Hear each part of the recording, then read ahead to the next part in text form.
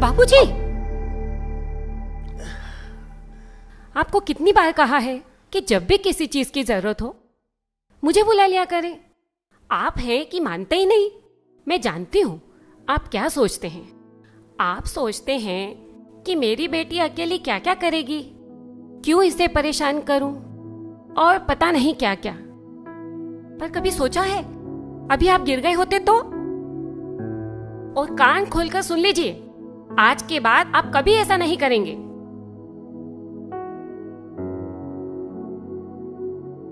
पिता की सेवा करने से बेटियां परेशान नहीं होती है। चलिए बाबूजी, मुंह खोलिए। Very good.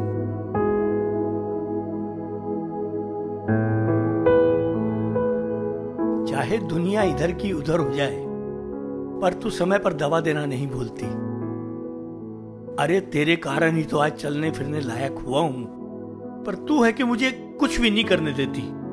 अरे बाबूजी, पहले थोड़ा खा पीकर ताकतवर हो जाइए, फिर मैं आपको खुद बगीचे में टहलने ले जाया करूंगी। मैं समझती हूँ आप इस तरह बैठे बैठे ऊब जाते होंगे, पर बस थोड़े दिनों की तो बात है, ठीक है?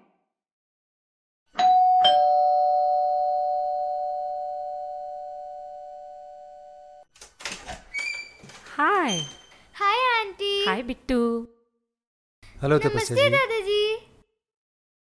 आजा मेरा बेटा। प्रणाम काका। मैं कैसा ठीक है? हूँ। आप कैसे हो? मैं भी अच्छा हूँ। और सुनाइए जगन जी, खेतों में सब कामकाज ठीक चल रहा है? जी एकदम बढ़िया है।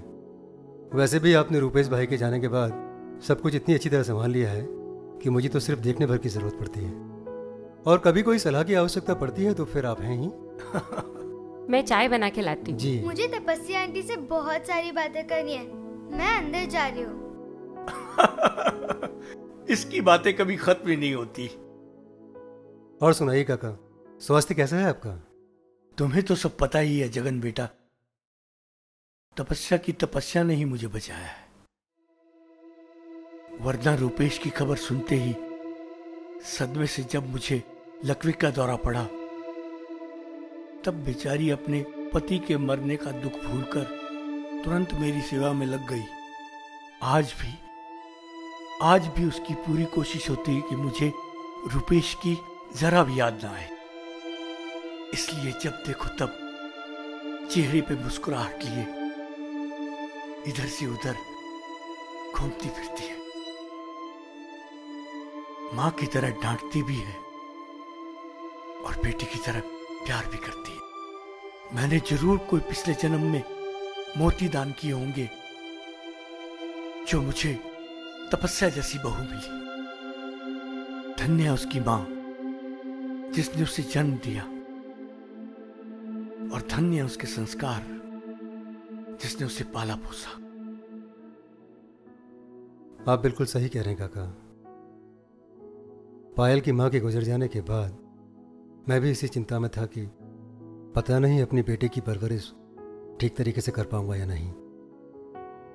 लेकिन पायल जब से तपस्या जी से मिली है ना, बस उन्हीं के नाम की माला जपती रहती है। तपस्या आंटी ये, तपस्या आंटी वो। और तपस्या जी के पास भी उसकी हर समस्या का समाधान होता है, चाहे वो पढ़ाई की बात हो या कोई बाल सुलभ उत्सुकता हो। तपस्या जी के पास हर सवाल का जवाब होता है। आओ बेटा। लीजिए। Thank you. बाबूजी, मुझे मार्केट से थोड़ा सामान लाना है, तो आप लोग बैठकर बातें करें, मैं होकर आती हूँ। ठीक है बेटा, हो आओ। दादाजी, पापा, क्या मैं भी जा सकती हूँ? ठीक है बेटा, तुम भी हो आओ। पापा, मैं भी जाऊँ? चली जाओ। वैसे आज छुट्टी है, पर एक प्रॉमिस, आंटी को परेशान मत करना। ओके पापा, प्रॉमिस। आंटी, वो जो मार्केट में जो रामू कुल्फी वाला है ना, हम लोग वहाँ पे आइसक्रीम खाएंगे, और हाँ, वो जेली वाली टॉफी भी खाएंगे। कह रही थी कि परेशान नहीं करूंगी, और अभी घर से बाहर निकले नहीं, हो गया उसकी फरमाइशों का पिटारा शुरू। वापस आ गई क्या?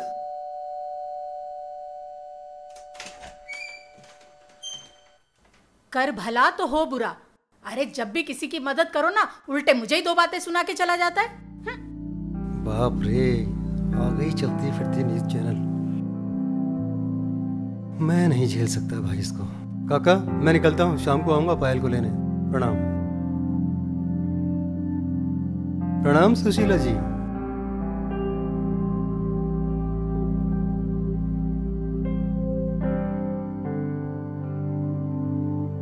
कर भला तो हो बुरा। आजकल ये जगन बहुत आने जाने लगा है आपके घर। हाँ तो तुझे क्या तकलीफ है? कर भला तो हो बुरा, मुझे क्या तकलीफ होगी काका? तकलीफ तो आपको होने वाली है। क्यों? मुझे क्या तकलीफ होने वाली है? कर भला तो हो बुरा, आपको पता नहीं है काका, आस पड़ोस वाले किस तरह की बातें करने लगे हैं जगन और तपस्या के बारे में। जवान विधवा बहू घर में बैठी है, कल को कोई ऊंच नीच हो गई ना तो मुझे मत कहना कि सुशीला तूने तो बताया ही नहीं था। सुशीला, तुझे कोई काम धाम नहीं है क्या? जब देखो तब कर भला तो हो बुरा कहती हुई पूरे मोहल्ले में पंचायती करती फिरती हो। कान खोल के एक बात सुन ले, तपस्या मेरी बहू नहीं, मेरी बेटी है, बेटी। और अगर उसके भविष्य के लिए मुझे कल को उसकी दूसरी शादी भी करनी पड़ी ना तो मैं पीछे नहीं हटने वाला। हाय दैया काका, क्या कह रहे हैं आप? विधवा का दूसरा ब्याह, और वो भी अपनी ही बहू का? दैया रे दैया, कर भला तो हो बुरा। काका बुरा ना मानना, समाज में सब थू थू करेंगे, नाक कट के रह जाएगी आपकी। चुप कर। समाज का डर दिखाकर तू लोगों को डरा सकती है, मुझे नहीं।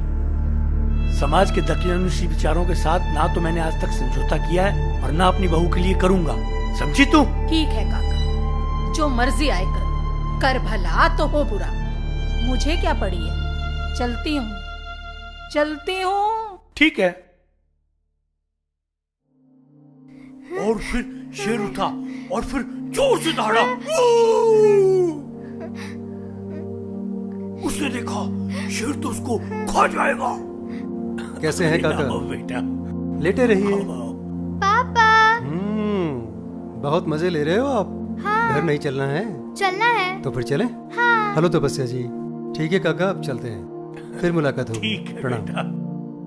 बाय दादाजी। बाय तपस्या आंटी। बाय बेटू। खुश रहो बेटा।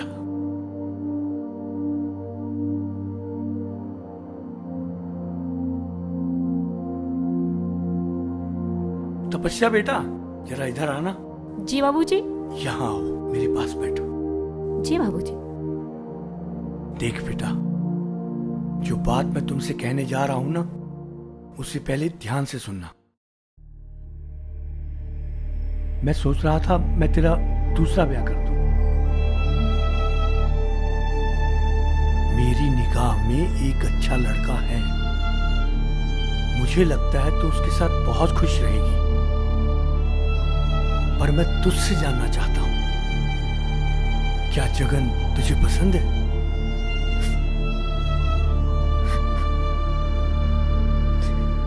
तू कहे तो मैं उससे आप प्यार क्या की कह बात रहे हैं चलाऊं? बाबूजी?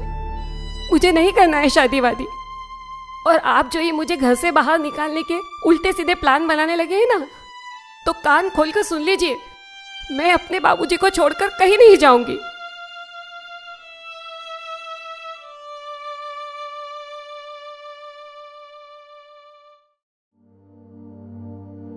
बाबूजी, मैं थोड़ा काम से बाहर जा रही हूँ, जल्दी आ जाऊंगी। ठीक है बेटा।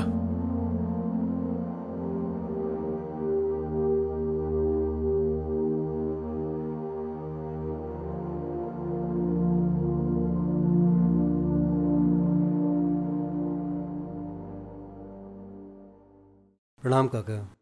खुश रहो बेटा। काका किस सोच में डूबे हैं?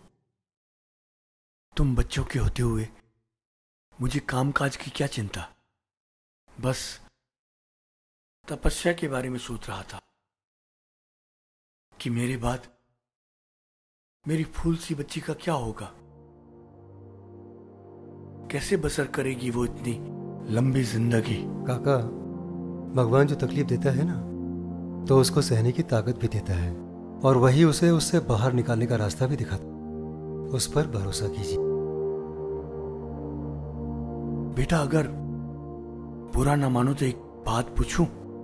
अरे काका, मैं आपकी बात का बुरा क्यों मानने लगा भला? पूछिए। तुम मेरी तपस्या का हाथ थामोगे?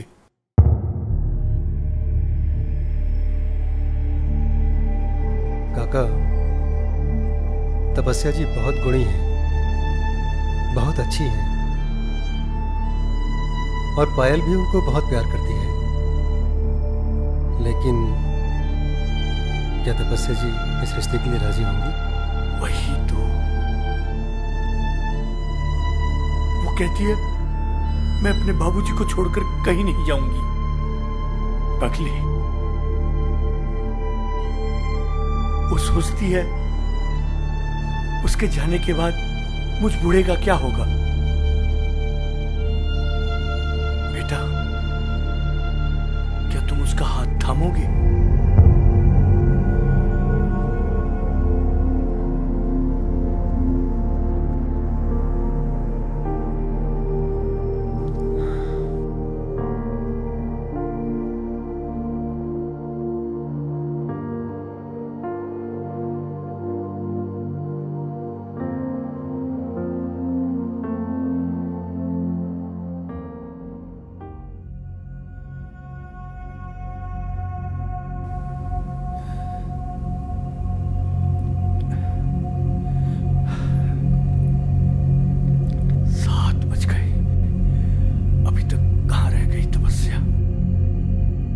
इतनी देर तो घर से बाहर कभी नहीं रही वो।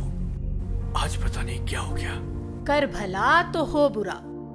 क्या हुआ काका? अरे सुशीला, 7 बज गए और अभी तक तपस्या का कोई पता नहीं। वैसे बिना बताए वो आज तक इतनी देर तक कभी गायब नहीं रही। हाय दैया, वही हुआ काका जिसका डर था।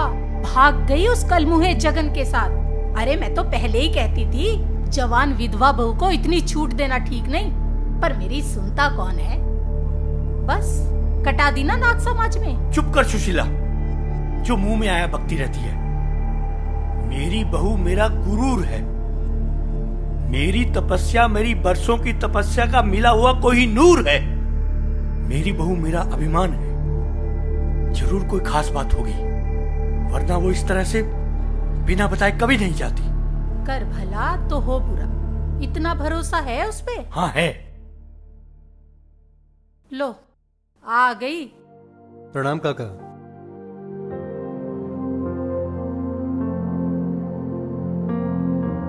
काका, कल जो आपने मुझसे बात की थी ना, तो मैं यही सोचता रहा कि तपस्या जी से इस सिलसिले में कैसे बात की जाए।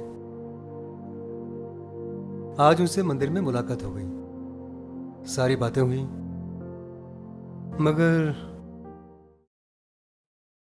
एक जगह आकर बात अटक गई काका। मतलब? वो क्या है काका कि हमारे परिवार में दहेज के बिना शादी की नहीं जाती। तुम्हारी हिम्मत कैसे हुई दहेज के बारे में बात करने की? तुम्हें पता है ना, दहेज एक ऐसा धीमा जहर है जो हमारे समाज को खोखला किए जा रहा है। अरे काका, शांति से मेरी बात तो सुन लीजिए पूरी। मुझे पता है कि आप और तपस्या जी एक दूसरे के बिना रह नहीं सकते, तो मैंने सोचा क्यों ना हम दहेज में तपस्या जी के बाबूजी को ले लें।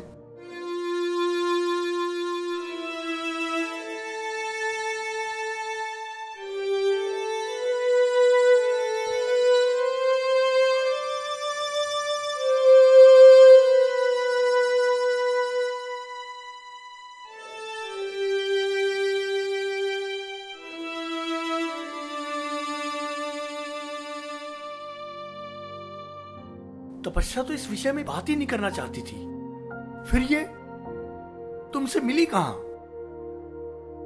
मैं नहीं गई थी बाबूजी। मुझे तो सुशीला चाची का फोन आया था, कह रही थी उनकी तबीयत खराब है। मुझे फोन लगाकर बुला लिया। पर एक बात फिर समझ में नहीं आई कि जगन तुम तपस्या से मिले कहां? अरे काका, मुझे भी तो इन्हीं का फोन आया कि तपस्या जी मंदिर में गिर गई हैं सीढ़ियों से। मैं भागा तुरंत। ओह, तो असली शरारत की जड़ ये है। भाई सुशीला, तुम तो बहुत छुपी रुस्तम निकली। मानना पड़ेगा, अब तक बहुत बोल चुकी तुम। कर भला तो हो बुरा, पर आज के बाद ये मत बोलना। तो क्या बोलूं काका, कुछ तो बोलना पड़ेगा ना। हाँ तो बोलना ना। क्या? कर भला तो हो भला। मेरी बहू मेरा अभिमान। अपने विचारों में परिवर्तन लाइए, समाज अपने आप बदलता चला जाएगा।